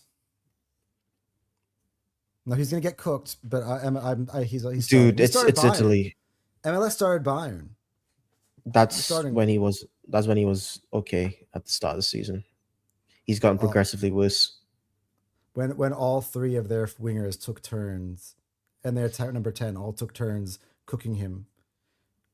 Wait, did he do well against Bayern? I can't remember. I don't think he did. Did he? That was the game when he was hooked, and we brought on Calafiori. We're like, that's the levels.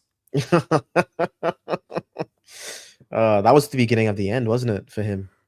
Yeah, that was. It's not the end yet. That's a bit too much, but like this season he's It's not a been learning good. curve. It's a learning curve. Yeah, You know, yeah. You gotta start learning he'll be because better. we're trying to win. So yeah, I'd start MLS because he needs confidence. I'd start Mascara. Well, should we start Mascara? Let's start Mascara and Saliba, to be honest. Mascara, Saliba, Ben White because Timber needs a rest. I would That'll be go 4 consecutive starts for Benny Blanco. maybe I don't know. Declan Rice at right back. The Rice needs a rest. I'd do Zubamendi. I'd do Zubamendi. I'd actually do Zubamendi, Moreno, and Eze. And I'd play Martinelli on the right because it's Champions League. Gabby. It's right. Champions League. Yeah, right. Martinelli plays on the right. And Left, then man. I would rest Saka again, play Madueke. Because it's Champions League. You know Saka's going to start though because he played I know the that Forest game. He's going and then Saka, it's so he's probably going to run. I reckon he's going to run. Kai he wants. I think he's going to do the Kai. I think Kai Saka. See, he gave him the press conference, by the way. What? That's an indicator. Gabriel Jesus went with Arteta yesterday to the press conference. Like he was the player that spoke. Generally, the player that speaks at the press conference generally starts in the game. Dude, why? Why? Yeah, it's gonna be Jesus. Bro, you know what? I just figured out the lineup. Oh, you're gonna hate this, but this is what's gonna be. I've just had an Arteta moment, right? The midfield is going to be. I'm actually not forget about the base because I do feel like Rice might play anyway. I don't know why. But he's gonna play Rice anyway. Yeah. Like Rice so is it's gonna be. Listen to this. And you're gonna hate it when I say it, but this is gonna be it. Eze on the left. It's going to be Havertz in the 10, and it's gonna be Saka on the right with Jesus up front. Dude, not Havertz in the 10 and Jesus up front. That's not gonna work. I just guys, we gotta wake up. We gotta wake up for a second. Look at what's happening in front of your eyes. Yes, Havertz has yet, since both his appearances, didn't play striker either time. He played in the 10 both times. Oh no! Arteta sees him as a 10. Is that why he's not playing Eze as a 10? Because he's seeing Kai as the second string 10. Mm-hmm. Fuck. I'm telling you. I know you guys don't want to hear it. But I'm just that's why I'm not even speculating, by the way. I'm just telling you what I'm seeing with my eyes. Yeah, you're right. He's not playing that's why Eze isn't getting minutes. So to all the Havertz is our savior, guys. He doesn't see Havertz as a striker. Moreno is gonna be the third choice 10. Curtis, I hope you're right. Cal hopes you're right. But I'm telling you, when he's ready, he's playing 10. He keeps forcing this Jesus thing and it's not working, bro. When the Chelsea sub happened, right? He hooked off Rice and Gyökeres for Jesus and Havertz, put Marino back in the midfield, and played Havertz in the 10 and Jesus in the 9. I'm just that is what he's done. Well, at least if he wants to experiment, let's experiment. Win, lose, draw, whatever. If it doesn't work, I don't think we see it again. And if it does work, then it works. If you want to experiment, this is a game you experiment because it doesn't matter. Right. Don't do it in the Premier League. Don't do it in Premier League. We're too far off. We're too far in the cups. Our next FA Cup game is against Charlton, right? No, Wigan. Oh, no, Wigan. So if you want to experiment in that game too, be my guest. Even though that game should be more of a rest game. But if you want to experiment against Inter, experiment against Inter. I would experiment just don't do it against in the league. Kairat, to be honest. That's the game for me, which is there's nothing in it. Like what's after Kairat? You want. Nothing. That's the end of the champs. And then we get a break. No, in terms of the next game. In terms of the fixture list. Leeds away. Which is that's a tough game. That Leeds away is tough. Like people are treating this Forest away like if it's Leeds away. Leeds away is tough. Yeah, That's I wouldn't gonna be be surprised like with an this either, absolute grind. Curtis. That's also a good shout. I wouldn't be surprised either. I would Saka Kai Nani is Nani's on the left for him, I think. Oof, I don't want to see Nani on the left. I just want to see Eze on the left. Thing is, If you he got play, Eze and Martinelli both there. I don't think Nani goes to play on the. I like Saka and Kai, but I don't like Nani. But you like? Oh, but he's saying Kai up front or Kai in the 10? Is this your supporting or? Guys, Jesus is starting tomorrow. If I'm wrong, I'm wrong. But he did get the press conference. Yeah, he walked around the pitch with him on the San Siro. Like, yeah, he's starting. Or it could be a bait and switch, but I don't think he's doing that against Inter. Against Wigan, my back four. Havertz. Back four. No, alt Havertz, Moreno, Dogart, and this is the FA Cup. We are going for the quad. That's it. I'm sorry if we lose. That's a trophy you could be flushing down the toilets. It's not the same as tomorrow. Moreno left centre back is actually like nightmare fuel. All right, so why wouldn't you put Martinelli at least at the left back position because he plays on the left? You put him at right back? You're throwing the game. Ethan will start versus Wigan. Yeah, I hope so. That. Yeah, he probably will. He started against Portsmouth. I hope so. Yeah. I mean, yeah, I think he will. But yeah, is there anything else you wanted to talk about before you wrap up the stream? I just hope that we've all calmed down post this Forest thing. My last thing on this is that for the moment where we are sitting, I'm happy with a 7-point lead. If the performances continue the way they have been, and I do not count tomorrow, I'm talking about Man United. That's when we're starting to make a trend. That's when I'm going to start to think Cal might be onto something. But from where we sit right now, I think we all need to just chill out. Like my message to you guys, I understand the PTSD. I understand it's been 22 years of hurt, guys, but we do just sort of need. I feel like we have to we can't let this seep into the locker room. Our panic can't seep into the locker room. As hard as it is, I just feel like we just need to just take a deep breath, realize we're in a strong position. And obviously not sleep on it and be like, okay, we're done. We can give up for the rest of the season. No, we need to maintain that consistency. We need to wake up. If we win against Manchester United, doesn't matter what City did. If we beat Manchester United, that boost will probably carry us through the rest of the season. Because the other thing you think about, the other part to this weekend. No, I'm serious. No, like I'm dead serious. If we beat Manchester United at home, that boost will carry us through for the rest of the season, and we win the league. That's why I'm seeing it being like a Tottenham Villa type of game. That this team has shown you that when you start to doubt them is when they give you their best. At the time where it has felt that let's be honest, Cal, right?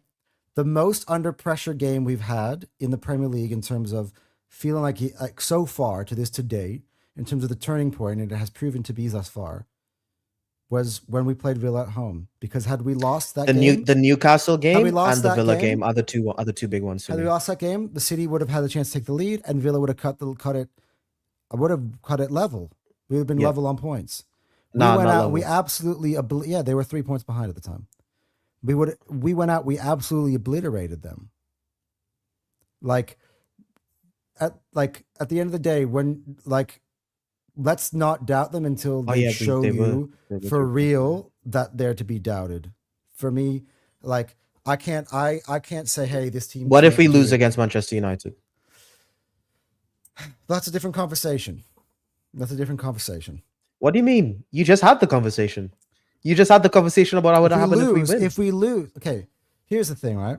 Depends, by the way. If we lose to Manchester United and City lose to Wolves prior to that, I'm still having the same talk. I'm just saying both of us are playing chicken, but we're just going to limp our way to the line. I'm going to say they couldn't beat Wolves, but we played Man United. We couldn't beat Man United. Not the same.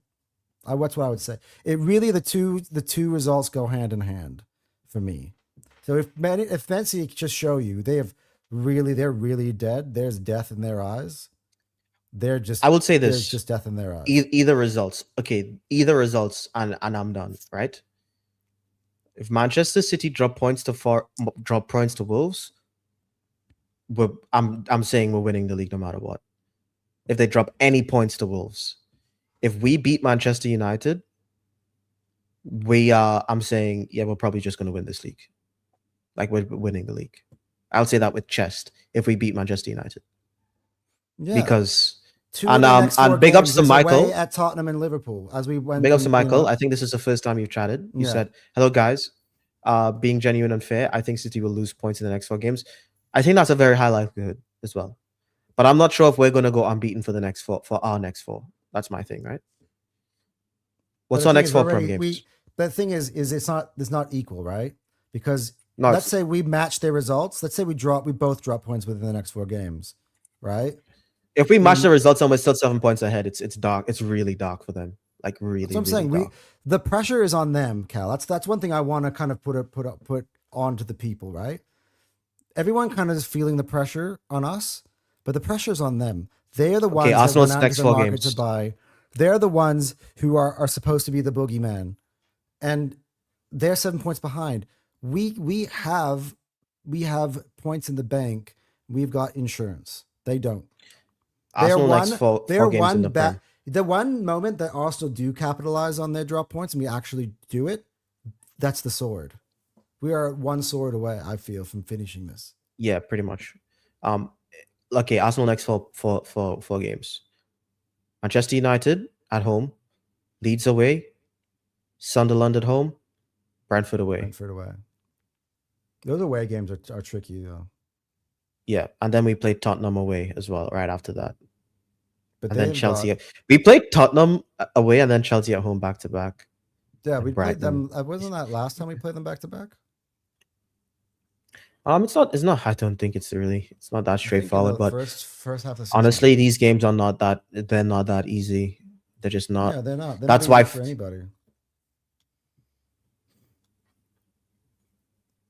Yeah, it's not, dude.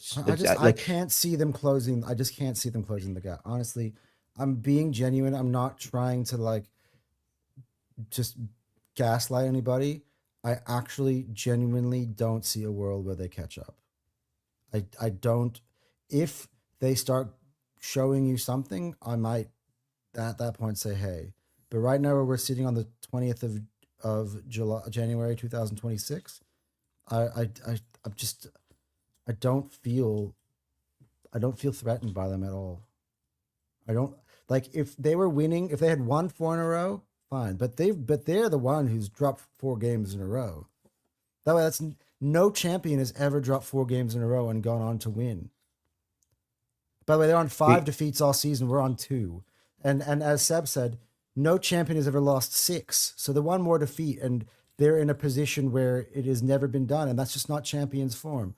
At the end of the day, the champion goes to who deserves it the most, and we have so far been by far the most consistent side. So far, we just need to stop. In a very tough Premier League. That sometimes we need to stop dropping points. It's a tough league. You were saying before, right? Yeah, that, but we just need to respect the league, respect football. Yes, yeah. So in a way, we have to respect football and realize, it's not. Yes, we're not going to win every single game. But we need to do our jobs. Yeah, no, we need to do our jobs. Absolutely, yes. But right now, 7 points is good. But we can't obviously start losing. That obviously is the way that they come back into it. But my problem is if we play this football again, we will. If we play the let's slow put football, let's give them the ball and not go for the win type of football, the scaredy, try not to lose football. Yeah, I don't think that's going to last forever. I think there's a certain point where it kicks into gear. Because you think so? Yeah, I think there's. I think so. I hope so. Because that's my problem. That's my main problem. because the points is like, yes, I'm happy with the points, but it's the Like, performances think about it this way, right? that's doing me. Let's think about it this way. If next week we get another shot at this, and let's say they lose to Wolves, but then we take advantage and beat United, the season is done. No, Wrapped. well, 10-point that's gap. like that's That's a it. double whammy. That's a double whammy. But they're not going to lose But to that's what we Wolves. almost had that last. Almost had that. You said they weren't going to lose to Manchester United. In fact, Cal, according to your predictions at the weekend, it would be a 6-point gap. Yeah, it's a 7-point So gap. it's actually better. No, they're not losing to Wolves. It's actually There's better a mathematically. like even Whatever against the Manchester performance United, is, I gave it's this- Manchester United a chance. I said, dude, they could turn up. Wolves, It's not even about Man United turning up. City didn't. but Manchester United also played very well. No, they were incredible. But I wonder if Man United have got that 2 weeks in a row. Let's see. DCL puts his down and starts scoring. Leeds will be away. Yeah, Leeds away Yeah. is going to be like Leeds it's not. away is Yeah, that's tough. not going to be easy. But as a starts that Spurs game, lol, probably. Charles Watt saying Ethan to Marseille, very possible. Yeah, that's not going to happen. 10 points clear.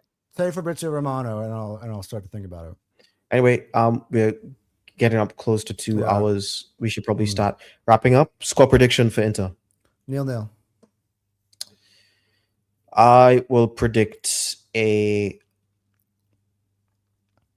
2-2. Okay, so we're both going for draws in this game. Yeah. And by the way, I'm taking a draw in this game. Yep. Alrighty, guys. I think that's all we wanted to talk about today. This has been a pretty awesome stream. A lot of comments, a lot of people hopping in. It's been fun. And yeah, just remember to like the video. Especially when we were please- having our debate. Dan got super involved. He was here for about half an hour. Yeah. I actually invited him onto the show. He was like, I'm driving to work. Lol. It's so Halftime funny Hook because showed this up. morning he invited Big me onto time. his show, and I said I'm driving to work. So it was like the also reverse. Yeah. Hook showed up. Big up to him. And Tone, Everyone. you By the here? way, we've got so many new people in here. Let's see Tone, you here? the overall Yeah. health of this stream is fucking awesome. Yeah. Thank you. Yeah, Tone was here from the start. Curtis, you've been here pretty much the entire stream. I don't know if this was the first time you chatted, but you were a big part of the conversation today. No, So Curtis big ups has to been here you. before. Big ups to Nate. Oh yeah, he has. Big ups to Nate. Yeah. Yeah, always here as well. Big up to Alt.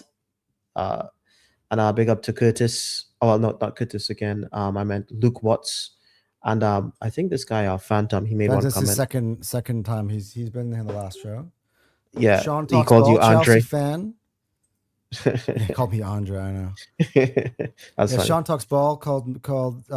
She gave me the love. Yep. Chelsea fan. Yep. So yeah, big ups to you. Big ups to David. He's always here.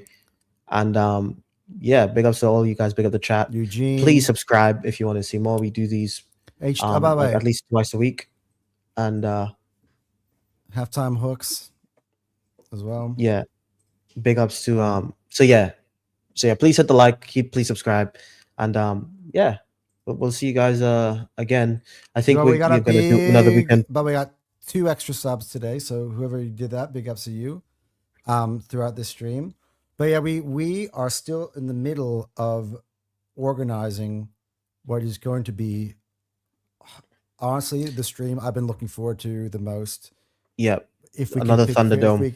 If we can pull it off, which I think we can. We're trying to pull off a Thunderdome with David and Lou. We're trying schedules are matching up. We'll see. We might get just one of them, but hopefully we get both of them. Our favorite United fans. So yeah. So that'll be our weekend stream preview for the Manchester United game. Right. But yeah, we're almost at 2 hours now, so we should probably get going. Any last words, Anton? All right, I pretty much just gave him. I just riled up the troops, so I'm good. I've said what I gotta say today. Alrighty. Well, we will see you next time. Cheers, guys. All right, guys. See ya.